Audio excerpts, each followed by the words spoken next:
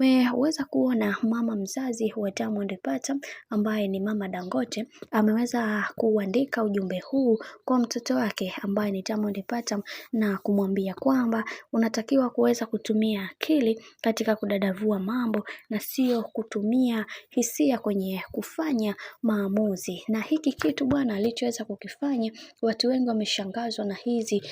taarifa, na mama huyu ameamua kuweza kumjibu Diamond Platnumz kisomi zaidi na kumwambia ya kwamba anatakiwa kuwa makini sana katika kufanya maamuzi yake yeye binafsi na sio kuwafanya watu wengine waweze kuonekana hawana thamani katika maisha yao, kwa sababu kila mtu anaamini ya kwamba kila kitu kinatokea kwa sababu, lakini watu wamekuwa wakimtupia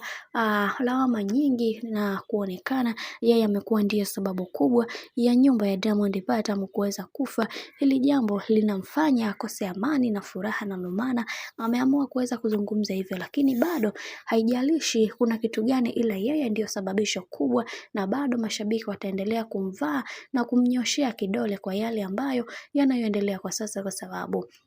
kuna mambo mengi ambayo yameweza kutokea na kila mtu anaona kabisa huyu mhusika mkubwa ni Mama Dangote na hakuna mwingine ambaye atakayeweza